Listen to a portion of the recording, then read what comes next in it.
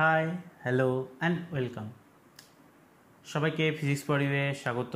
আমার প্রিয় ছাত্রছাত্রীদের স্বাগত জানাই।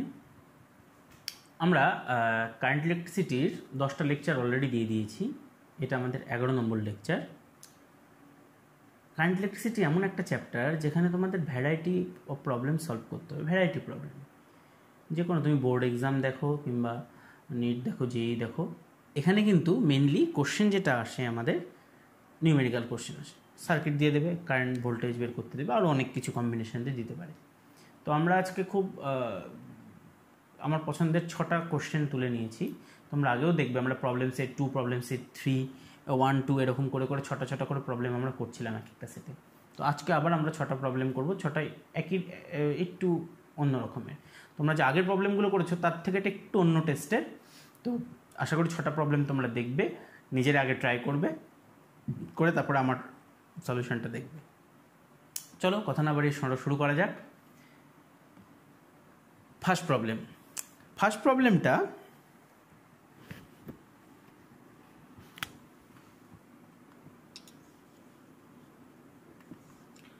ফার্স্ট প্রবলেমে 3খানা ব্যাটারি আছে।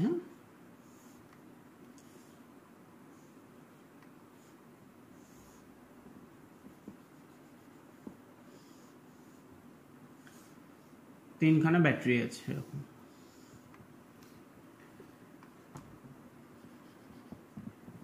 4 ওহমের দুটো রেজিস্ট্যান্স আছে, 2 ভোল্টের ব্যাটারি সব।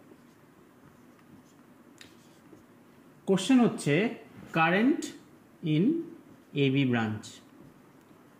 এই এবি ব্রাঞ্চের মধ্যে কত কারেন্ট সেটা বের করতে বলেছে। ওকে, একদম সিম্পল, কেভিএল লাগালেই হয়ে যাবে। আমি অপশন দিয়ে দিচ্ছি তোমাদের 4টে, যাতে তোমাদের করতে সুবিধা হয়। 1 নম্বর অপশন বলেছে 0 অ্যাম্পিয়ার, 2 নম্বর বলেছে 2 ampere from A to B.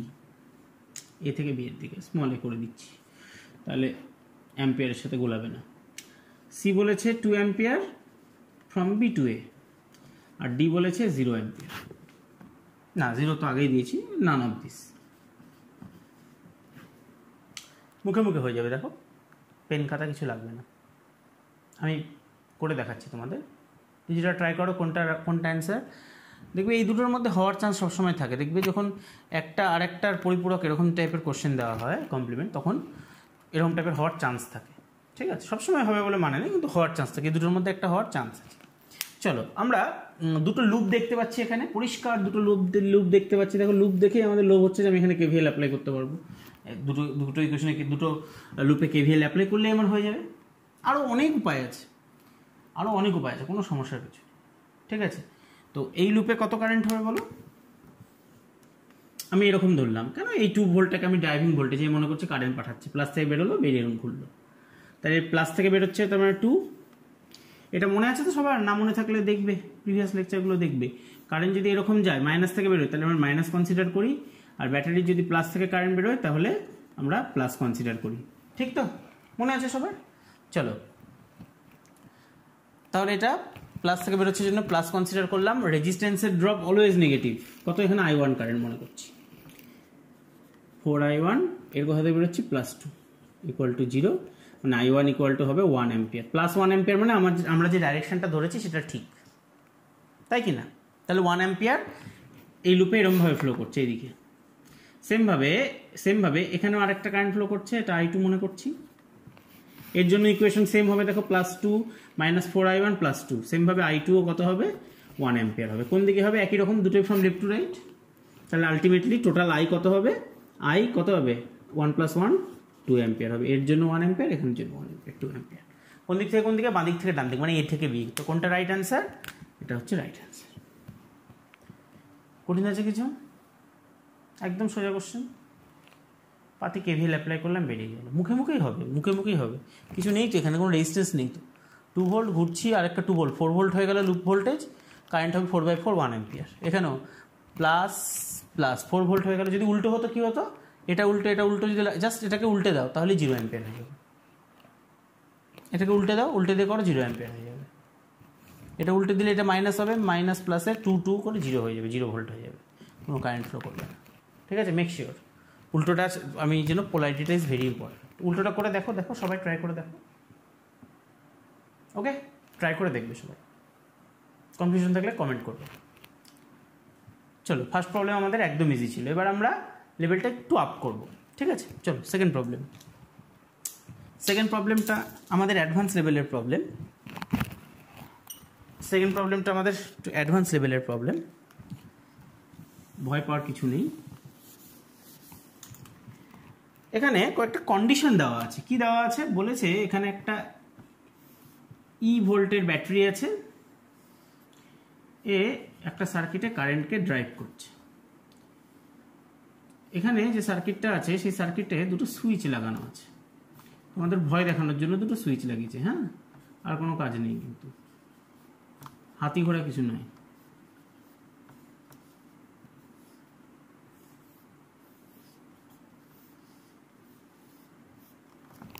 দেখেন, ভোল্ট মিটার লাগানো আছে। এখানে কি লাগানো আছে? ভোল্ট মিটার লাগানো আছে। নোট ডাউন করা হবে কোশ্চেনটা। বলেছে যে যখন অনলি S1 ক্লোজড আছে তখন ভোল্ট মিটারের রিডিং বলেছে V1, হ্যাঁ। যখন অনলি S2 ক্লোজড আছে, মানে এটা বন্ধ আছে, এই সুইচটা বন্ধ আছে, তখন রিডিং বলেছে V2। যখন বোথ S1 আর S2 ক্লোজ আছে তখন বলেছে রিডিংটা V3। ওকে, তোমার চারটে অপশান আছে, প্রত্যেকে ট্রাই করবে অনেস্টলি, এটা আমার রিকোয়েস্ট, হ্যাঁ।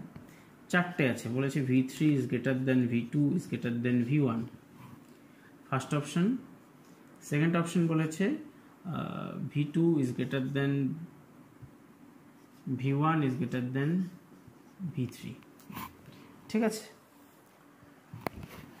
সি অপশন বলেছে V2 is greater than V3 is greater than V1, আর 4 নম্বর অপশন বলেছে V1 is greater than V2 is greater than V3।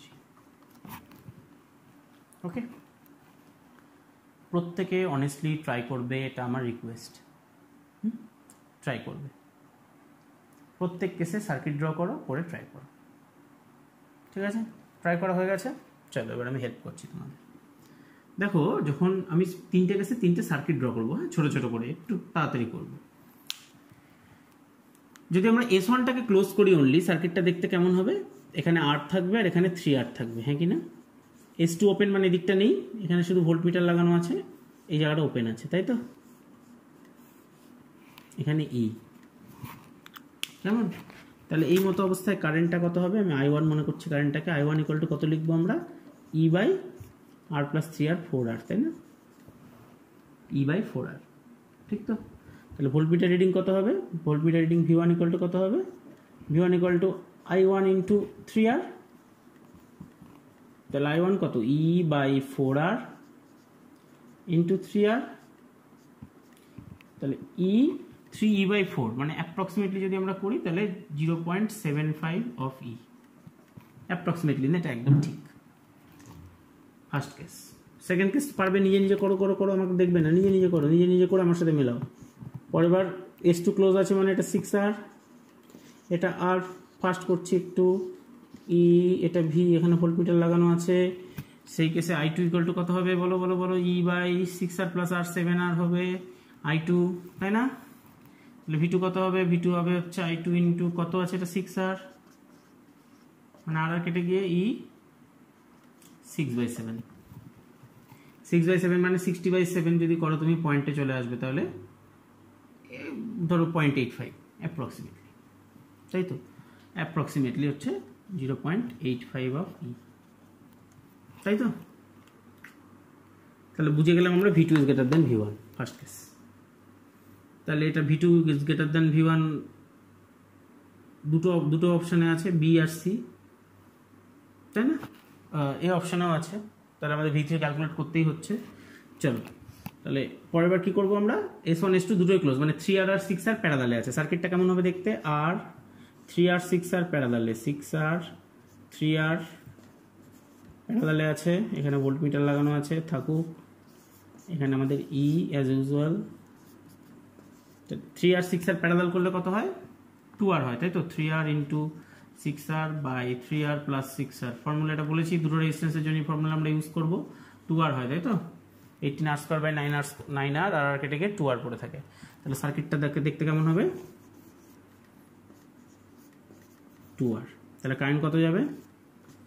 I equal to হবে E by r plus 2r মানে 3r, I3। V3 কত হবে? V3 মানে I3 ইন্টু কত আছে এখানে, এখন ভোল্টমিটারের অ্যাক্রসে 2r আছে। I3 কত? E বাই 3r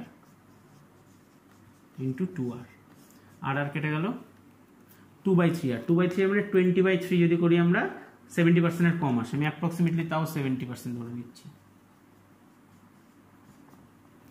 তাহলে কে বড় হলো সব থেকে বড় কে হলো? সব থেকে বড় হলো V2, তারপর কে হলো V1, তারপর কে হলো V3, কোথায় V2, তারপরে কে হচ্ছে V1, তারপরে V3। চলো, option B is the correct answer.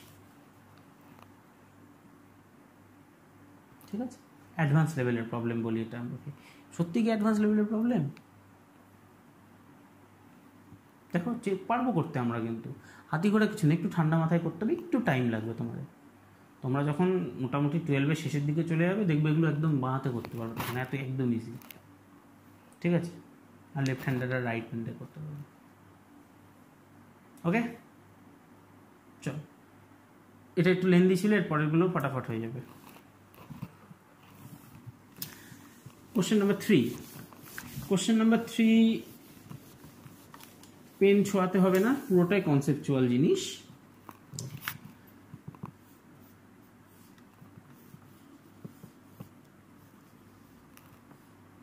আমি এরকম একটা অন্য প্রবলেম করেছিলাম আগে, কিন্তু এটা অন্য অ্যাসপেক্টে হবে। 10 volt, 2 ohm, 20 volt, 4 ohm, 3 ohm বলেছে। কারেন্ট থ্রু 3 ওহম আমাদের বের করতে বলেছে। কারেন্ট থ্রু 3 ওহম পারবো? কত হবে অ্যান্সার? কত হবে? 0 হবে অ্যান্সার। দেখো 3 ওহমসটা ক্লোজ নেই, কিন্তু দেখো 3 ওহমটা ওপেন আছে, মানে তোমার ঘরের দরজা খোলা আছে। তুমি ঘর বানিয়েছো, একটা দিকে দেওয়াল তোলোনি, তাই তো? তাহলে তুমি কিরকম করে একটা টিকটিকি কি ঘুরতে পারবে এরকম করে? দেওয়াল যদি এই দেওয়ালটা না থাকে, ধরো এটা এরকম চারটে দেওয়াল আছে, একটা দেওয়াল নেই, তো টিকটিকি ঘুরতে পারবে? পারবে না। কারেন্টও ঘুরতে পারবে না। কারেন্ট সবসময় এই 20 ওহমের মধ্যে যদি ভাবো, এই 2 ওহমের মধ্যে যদি ভাবো, কারেন্টটা তো এখান দিয়ে ঢুকে, এই কারেন্টটা আবার এরকম এসে আবার এরকম ক্লোজ হতে হবে। তো এখান থেকে যদি কোনো কারেন্ট ঢোকেও, এরকম গিয়ে কোথায় দিয়ে যাবে? এদিকে যেতে পারছে? যেতে পারছে না, এদিকে যেতে পারছে না। তাহলে এই রাস্তাটা না থাকার জন্য এর মধ্যে কোনো কারেন্ট ফ্লো হবে না, ওই জন্য 0 অ্যান্সার হবে। সবসময় ক্লোজ হতে হবে, যে কোনো ব্রাঞ্চ ক্লোজ না হলে ওর মধ্যে কারেন্ট ফ্লো করবে না। ঠিক আছে, ক্লোজ মানে শুধুমাত্র এরকম রেক্ট্যাঙ্গেল হলে হবে না, চতুর্ভুজ হলে হবে এরকম কোনো ব্যাপার নেই।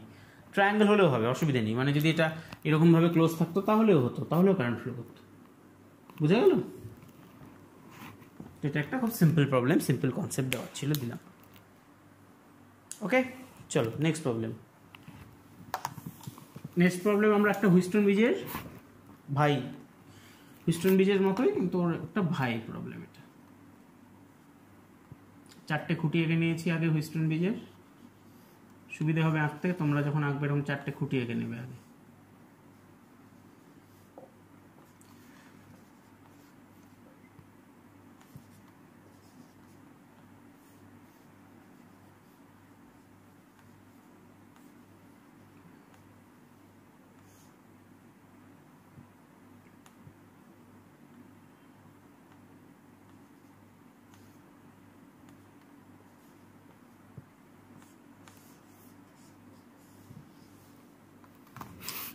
কোশ্চেন হচ্ছে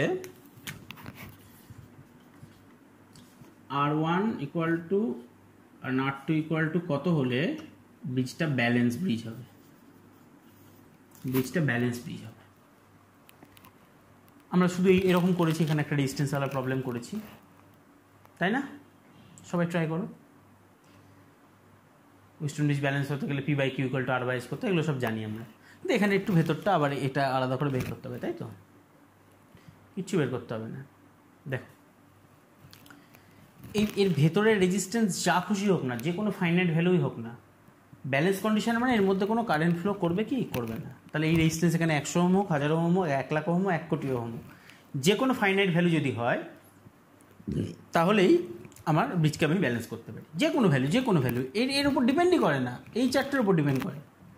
এটা খালি ফাইনাইট হতে হবে, ইনফাইনাইট না হলেই চলবে। বোঝা গেল? ঠিক আছে তো? তার মানে R2 ভ্যালু ওপর আমার ডিপেন্ডই করছে না। আমি কী লিখবো? R2 এখানে কী লিখবো? এনি ফাইনাইট ভ্যালু, যে কোনো সসীম ভ্যালু আর কি। হ্যাঁ, এনি ফাইনাইট। R1 কত হবে? মুখে মুখে বেরোবে। এটা 3 টাইমস আছে, এটা 3 টাইমস হবে, এটা 3 টাইমস আছে, তাহলে এটা 3 টাইমস হবে, মানে 27 ওহম হবে, তাই তো? আমি অ্যাকচুয়ালি এই দিকটা R1 লিখতে চেয়েছিলাম, ভালো হতো ব্যাপারটা। তো R1 = 3 ওহম হবে, তাই তো? এই ছবি অনুযায়ী 3 ওহম। ওকে, করতে হয়েছে কিছু? R2 any finite value, R1 কত হবে? 3 ওহম হবে। 10/30 রেশিওটা 3, 1/3। কঠিন আছে কিছু? ভয় পাবো না আমরা, এসব কোশ্চেন থেকে ভয় পাবো না, ঠিক আছে? কিচ্ছু থাকে না, এমনি করা যায়, পেন ছাড়া করা যাবে। চলো নেক্সট প্রবলেম ইন্টারেস্টিং আমাদের। এই রেজিস্ট্যান্সের মধ্যে যদি কোনো কারণে কোনো ক্যাপাসিটার ঢোকানো থাকে কি করব আমরা? ভয় পেয়ে যাই, তাই তো? মনে করো এখানে একটা 6 ভোল্ট এই ব্যাটারি আছে, এর ইন্টারনাল রেজিস্ট্যান্স বলে দিয়েছে 2.8 ওহম। এখানে একটা ক্যাপাসিটার আছে 10 মাইক্রোফ্যারাডের, এখানে একটা 10 মাইক্রোফ্যারাড, আর এখানে হচ্ছে 4 ওহমের একটা রেজিস্ট্যান্স আছে।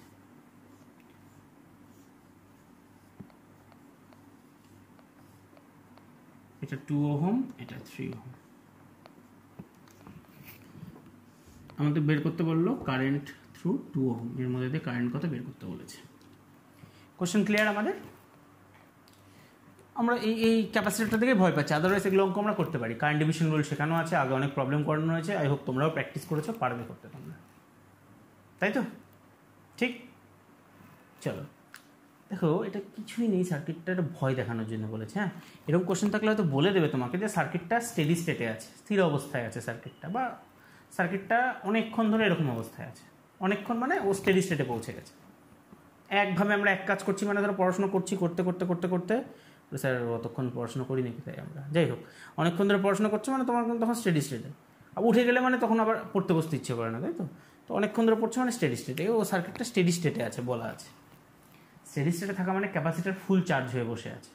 ক্যাপাসিটার খুব স্বার্থপর। হ্যাঁ, প্রথম যখন সার্কিটে থাকে, প্রথম কি করে, ওর মধ্যে দিয়ে ও পুরো কারেন্টকে ওর মধ্যে দিয়ে যেতে দেয়, কারেন্টটা যায়, ওর যায় যখন কারেন্ট, ও চার্জ নিয়ে নেয়, ও চার্জ নেয়, নিয়ে স্টোর করে charge.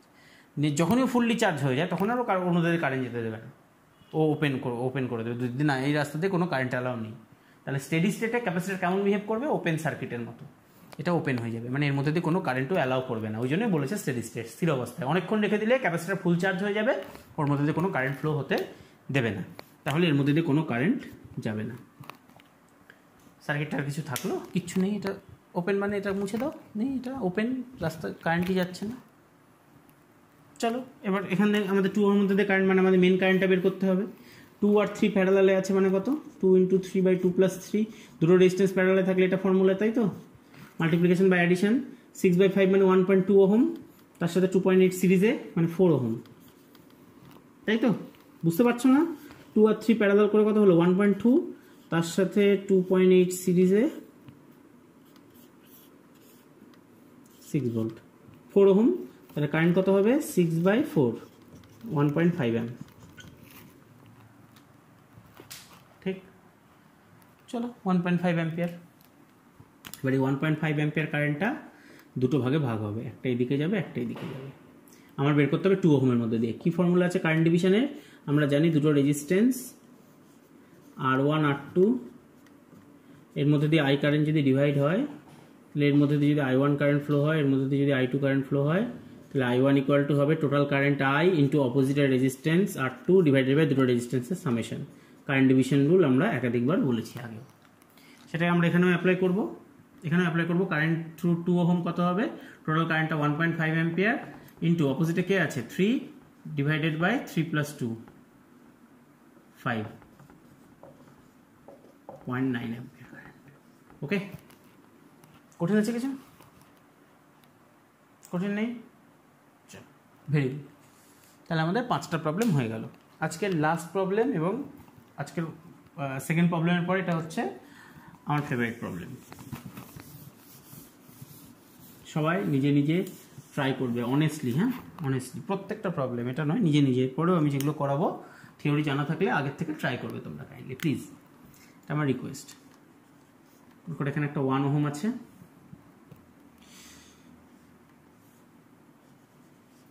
Twenty ohm,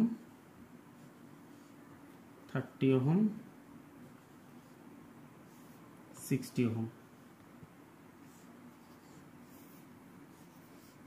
24 ohm, 8 ohm, 3 ohm. Okay, চলো বলা আছে এই দুটো পয়েন্টের অ্যাক্রসে ভোল্টেজ বলা আছে 48 ভোল্ট। আমাদের VXY বের করতে হবে। চলো অনেস্টলি সবাই ট্রাই করো, এটা আমার রিকোয়েস্ট, সবাই ট্রাই করো অনেস্টলি। ওকে, ট্রাই করেছো? যাদের যাদের অ্যান্সার 160 ভোল্ট এসেছে তাদের কংগ্রাচুলেশন। আমি করে দিই। দেখো ওই 48 ভোল্ট এখানে অ্যাপিয়ার হচ্ছে, মানে এটা এখানেও অ্যাপিয়ার হবে, মানে দুটো প্যারালালে থাকলে 48 ভোল্টই অ্যাপিয়ার হবে। আমি সার্কিটটাকে একটু ছোট করি, ছোট করলে 20, 30, 60 প্যারালাল করবে কত হয়? 1/20 প্লাস 1/30 প্লাস 1/60, এটা 1/R ইকুইভ্যালেন্ট, তাই তো? প্যারালাল এটা ফর্মুলা, R ইকুইভ্যালেন্ট হবে 10 হয়ে যাবে, 60/10, 60/10, 60/6, 10 হয়ে যাবে, ঠিক আছে? আর 24 আর 8 করলে কত হবে? 24 × 8/24 প্লাস 8, 32, 6 হবে। তাহলে সার্কিটটা রিড্র করলে এরকম দেখতে হবে। না বুঝতে পারলে আগের লেকচারগুলো দেখবে। এটা কত হচ্ছে? 6 ওহম। এটা আমাদের এখন ভদ্র সার্কিট হলো, আমাদের VXY বের করতে হবে, ঠিক আছে? আমি কি জানি? আমি জানি এর অ্যাক্রসে ভোল্টেজ হচ্ছে 48 ভোল্ট। 6 ওহমের অ্যাক্রসে 48 ভোল্ট কেমন করে হবে? 6 ওহমের অ্যাক্রসে 48 ভোল্ট কী করে হবে? ওর মধ্যে অবশ্যই 8 অ্যাম্পিয়ার কারেন্ট যেতে হবে, তবে I × R মানে V। I জানি না আমরা, R জানি, তাহলে I × R হচ্ছে 48, তাই না? এর অ্যাক্রসে 48 মানে এর অ্যাক্রসে 48, ওই জন্য প্যারালাল করে আমি একটা করলাম, 48ই থাকবে। আমাদের বাড়িতে প্যারালালে সব লাইট ফ্যান লাগানো থাকে, ভোল্টেজ কনস্ট্যান্ট থাকে। তাহলে I = কত হলো? 8 অ্যাম্পিয়ার। চলো তাহলে এর মধ্যে কত কারেন্ট ফ্লো হচ্ছে? 8 অ্যাম্পিয়ার ফ্লো হচ্ছে। 8 অ্যাম্পিয়ার ফ্লো হওয়া মানে 1 × 8 করলে এখানে কত ভোল্ট হবে? 8 ভোল্ট হবে। এখানে কত হবে? 8 × 10, 80 ভোল্ট হবে। এটা 48 হয়ে আছে, এটা 24 ভোল্ট হবে। তিনটে ভোল্টেজ যোগ করে দাও, 4টে ভোল্টেজ, টোটাল ভোল্টেজ পেয়ে যাবো 8 + 80, 88 আর 48 কত হয়? 136 + 24, 160 ভোল্ট। কঠিন আছে কিছু? প্র্যাকটিস করতে করতে তোমাদের যত বেশি প্র্যাকটিস করবে তখন এক্সাম হলে গিয়ে আর আননোন প্রবলেম পাবে না, সব নোন প্রবলেম হবে যত বেশি প্র্যাকটিস করবে, তাই তো? চেনা প্রবলেম যেটা তুমি করেছো, একবার করেছো, সেটা করা অনেক ইজি তোমার কাছে নতুন প্রবলেম করার থেকে, তাই না? ওকে, বোঝাতে পারছি? থ্যাংক ইউ সবাইকে। আমাদের 6টা লেকচার হয়ে গেল, এই 6টা কোশ্চেন হয়ে গেল, এখানে আমরা 6টা প্রবলেম সলভ করলাম। আরও প্রবলেম নিয়ে আসবে, কারেন্ট ইলেকট্রিসিটির আরও 7-8টা অ্যাটলিস্ট লেকচার তো হবেই। সবাই মন দিয়ে লেকচারগুলো ফলো করো, প্রবলেমগুলো করো, নিজে থেকে ট্রাই করো, বই পড়ো। শুধু লেকচারে কিন্তু হবে না, বই থেকে অনেক কিছু পড়তে হবে, আরও অনেক কিছু। আমি চেষ্টা করছি যতটা সম্ভব সিলেবাসটা কভার করার, পুরো 12টায় আমি এইভাবে সিলেবাস কভার করব, যাতে তোমরা বাড়িতে বসে প্রিপারেশনটা নিতে পারো। কেমন? থ্যাংক ইউ সবাইকে আরেকবার, প্লিজ ফর ইউর তরফ থেকে। Have a good day.